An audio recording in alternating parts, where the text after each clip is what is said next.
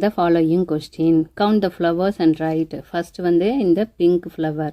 எத்தனை இருக்குதுன்னு we calculate. 2, 4, 6, 8, 10, 12, 14, 16, 18, 20, 22, 24 and 25. We have to write here 25 as the answer. அடுத்தது next இந்த purple color flower. 4, 8, 10, 12, 14, 16, 18, 20, 21.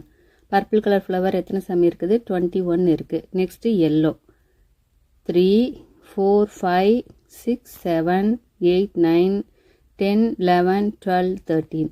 எத்தனை சாமி இருக்குது? 13 இருக்குது. ஸோ அதை வந்து நம்ம அந்தந்த பிளேஸில் எழுதிடணும். இப்போது இந்த ஃப்ளவர் பர்பிள் கலர் ஃப்ளவரில் எத்தனை 2 இருக்குது, 20 எத்தனை இருக்குது, 1 எத்தனை இருக்குதுன்னு கேட்குறாங்க. இந்த 21 நம்ம பிரித்து எழுதணும்னா 20 + 1 எத்தனை டென்ஸ் இருக்குது? 2 டென்ஸ் இருக்குது. இப்போ 2 டென்ஸு 1 மாத்திரம் தனியாக இருக்குது, 1 ஒன்ஸ் இருக்குது. அடுத்தது வந்து இந்த ஃப்ளவர், இந்த ரெட் கலர் ஃப்ளவரில் வந்து ஃபார்வேர்டாக எழுது, முன்னோக்கி எழுது அப்படிங்கிறாங்க. அப்போது ரெட் கலர் ஃப்ளவர் வந்து எவ்வளவு? 25. 25க்கு முன்னாடி அடுத்த நம்பர் என்ன வரும்? 26, 27, 28, 29, 30, 31, 32, 33, 34 and 35. நெக்ஸ்ட்டு என்ன சொல்கிறாங்க? இந்த எல்லோ கலர் ஃப்ளவர் 13லேருந்து பேக்வேர்டாக பின்னாடி பக்கம் எழுது, சின்னது எழுது, இதை விட சின்னது எழுது.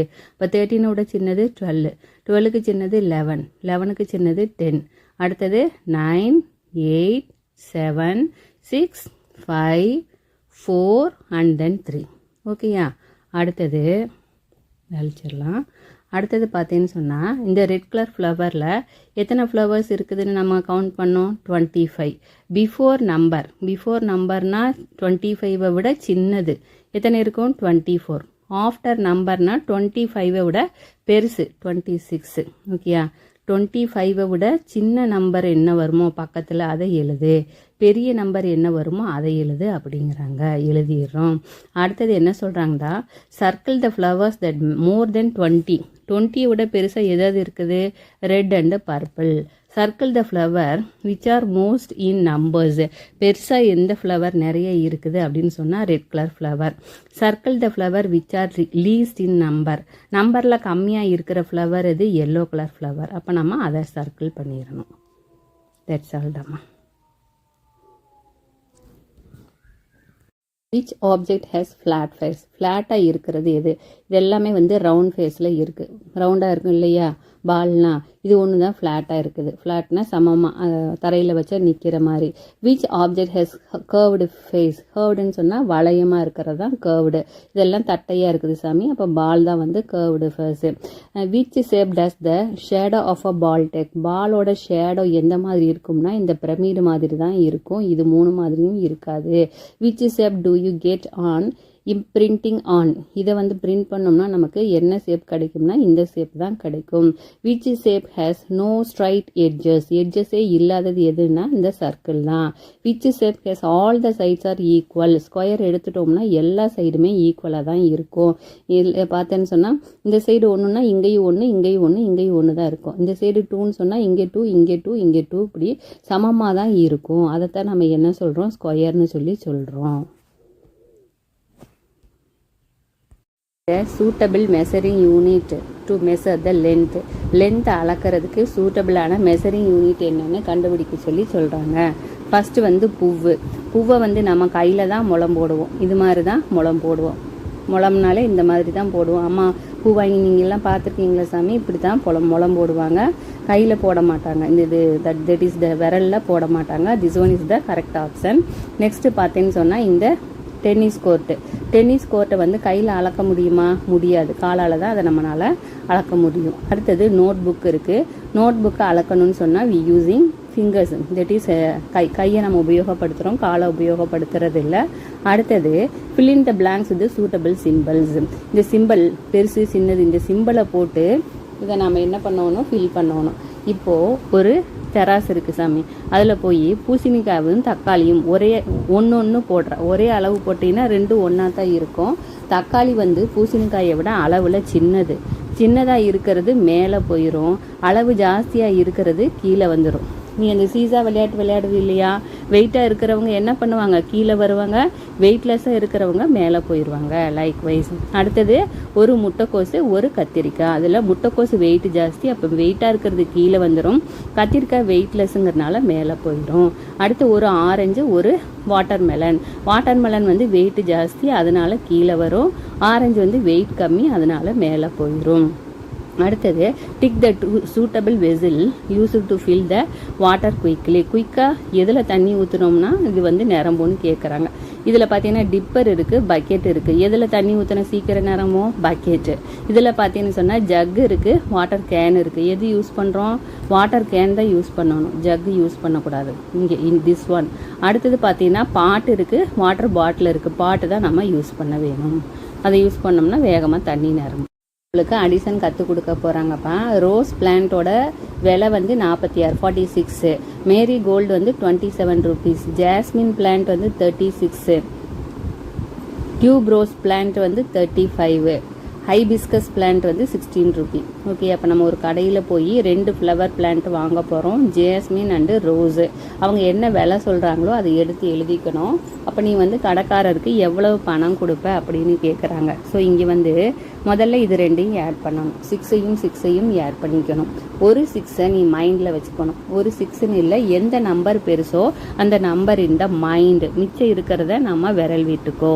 எத்தனை விரல் விட வேணும், 6 விரல். 6 இன் த மைண்ட். 7 8 9 10 11 12. ரெண்டு ஆட் பண்ணால் நமக்கு என்ன சாமி கிடைக்குது, 12 கிடைக்குது. 12 2வை இங்கே போட்டணும், ரிமைனிங் 1 அங்கே கொண்டு போயிடணும். 1 + 3 4. 4 இன் த மைண்டு. மிச்சம் எத்தனை நம்ம கோடு போடணும், 4. 4க்கு அப்புறம் 5 6 7 8. அப்போ நம்ம கடைக்காரர்கிட்ட எத்தனை ரூபா கொடுக்க வேணும், 82 rupees we have to give. Next jasmine plant இருக்குது, மேரிகோல்டு பிளான்ட் இருக்குது. விலையை எடுத்து எழுதிட்டோம். முதல்ல இது ரெண்டையும் நம்ம ஆட் பண்ணணும். 7 இன் த மைண்டில் வச்சுக்கணும். மிச்சம் இருக்கிற 6க்கு 6 விரல் விட்டுக்கோ. 7க்கு அப்புறம் 8 9 10 11 12 13. 13 ரிசல்ட்டாக கிடைக்கும். 3ஐ இங்கே போட்டு 1ஐ கேரி பண்ணிக்கணும். 1 + 3 எத்தனை சாமி, 4. இந்த 2 ரெண்டு விரல் விட்டுக்கோ. 4 இன் த மைண்ட் 5 6. அப்போ நம்ம கடைக்காரருக்கு எவ்வளவு பணம் தர வேண்டியது இருக்கும், 63 rupees. Price of marigold வந்து எவ்வளவு, 27. டியூப் ரோஸ் பிளான்ட் வந்து 35. 7 இன் the mind 5 in the finger. ஓகேயா, 7க்கு அப்புறம் 8 9 10 11 12. 12க்கு 2 போட்டுக்கணும், ரிமைனிங் 1 கேரி பண்ணிடுவேன். இது ரெண்டையும் ஆட் பண்ணிங்கன்னா 3 3 + 3 6 கிடச்சிரும். நெக்ஸ்ட்டு பார்த்தீங்கன்னா ரோஸ் பிளான்ட் வந்து 46, மேரிகோல்டு 27. இது ரெண்டில் எது பெருசு, 7 இன் the mind 6 in the finger. 7க்கு அப்புறம் 8 9 10 11 12 13.